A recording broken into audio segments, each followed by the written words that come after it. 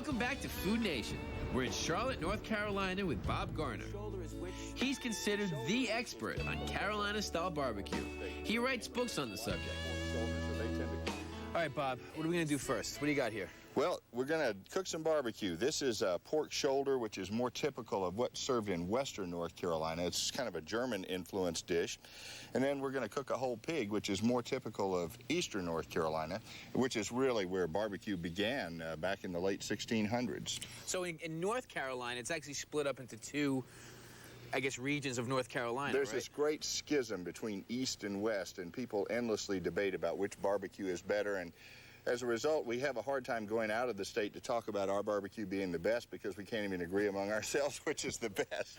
Okay, so the shoulder is which region? The shoulder is typical of what's up in the western part of the state. German immigrants like the pork shoulder, so they tend to cook barbecue purely out of pork shoulders. And they have their own style of sauce as well, right? They do indeed. You know, what barbecue started on the East Coast in North Carolina or Virginia, we're not sure which, but we claim it. And they put basically a hot, salty vinegar. Dates back to colonial times and was really America's first barbecue sauce. Mm-hmm. This is what you get in eastern North Carolina. Okay, terrific. And people didn't used to eat tomatoes, and people wonder, why would you just put vinegar? But they didn't. They thought tomatoes were just ornamental plants then, and thought they were poisonous, by the way. By the time barbecue really got going up in the Piedmont, you took this same vinegar-based sauce, add a little brown sugar and ketchup, made it kind of a sweet and sour sauce, and that's what's popular on pork shoulder in the western part of the state. Okay, all right, so let's cook. We have a pork shoulder in here that's been cooking for about 5 hours now, low and slow. We have the charcoal pushed to either side to get low heat, and we have some large hardwood chunks on there to give lots of smoke. So it's basically indirect heat with smoke. Exactly. Okay. Now, do you put any rubs on there or anything like that? You know, a lot of people do that, but in North Carolina, it's more typical to just simply salt the meat. We start it meat side down, and then after several hours, we turn it, let it finish off with the fat side down. Got it. This is what's more typically found in eastern North Carolina. Okay. A whole pig, and this has been cooking... The whole hog, right? The whole hog, and this has been cooking probably for about 7 hours now. And this is started out, again, with simply salt on it.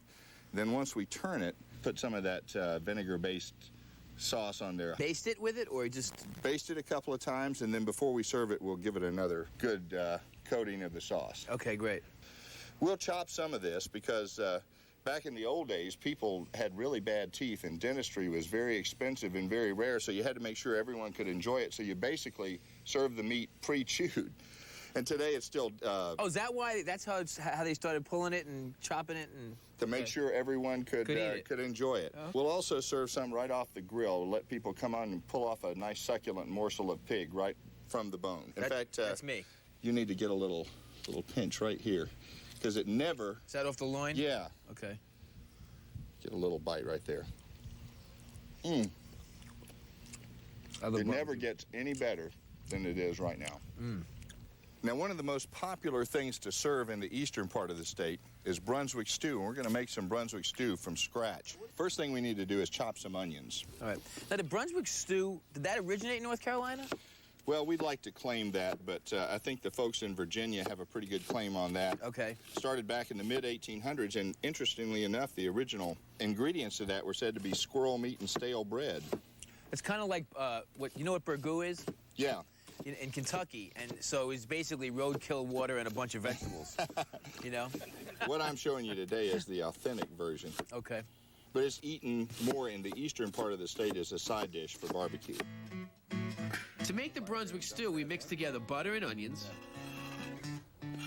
I mash lima beans while Bob cuts corn off the cob. Don't get bored, I promise. We add crushed lima beans. The order there. Whole lima beans. Well. All right. Tomatoes.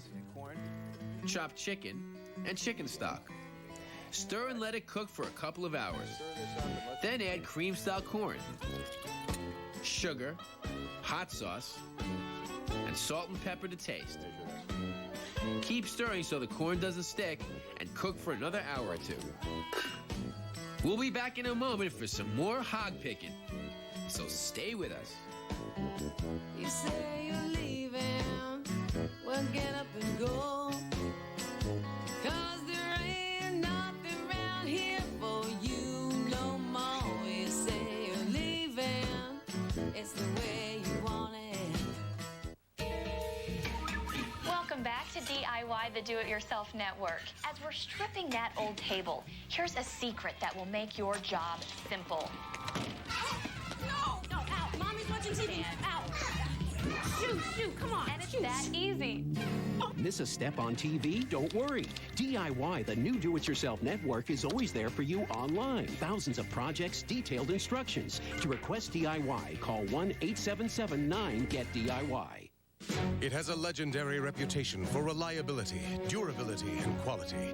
It's been named to Car and Driver's 10 Best list 14 times. It was the first gasoline-powered production automobile to be certified as a low-emission vehicle in the U.S. And the best part is, it's used.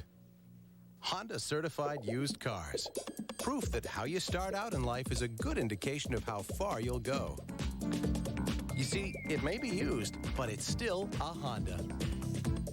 Get seafood savvy with Red Lobster. Whatever your taste in fresh fish, discover the exciting preps and bold new flavors of Red Lobster. Make our all-time favorites, salmon or tuna over arugula salad, or grilled salmon with tomato basil vinaigrette and asparagus. Enjoy sesame ginger seared grouper with Asian vegetables and noodles, or your favorite fish with cilantro lime cream sauce. They're easy to cook, and you'll love the taste of Red Lobster in your home. This tip is brought to you by Red Lobster. For more great seafood tips and recipe ideas, visit redlobster.com. Hi, honey. Mom, my game's in an hour. When's dinner? I'm on it. Delight in Uncle Ben's Natural Select. Savor the alluring aromas and natural flavor like real Parmesan cheese. That smells really good. Uncle Ben's Natural Select Rice. If you've been investing in money funds, you've probably noticed your yields have slowed to a trickle. The Strong Ultra Short-Term Income Fund offers higher return potential and a 14-year history of proven performance. For an alternative to today's low yields, call 1-888-4STRONG. That's 1-888-4STRONG. We'll help you build a strong portfolio. Hey, America, I'm Bobby Flay, and you're watching Food Network. Once Kraft Shred's Fresh Slide Zipper is closed, it stays closed, even if Dan Marino tosses it in the fridge. Kraft Shreds with a Fresh Slide Zipper stays closed to lock in freshness.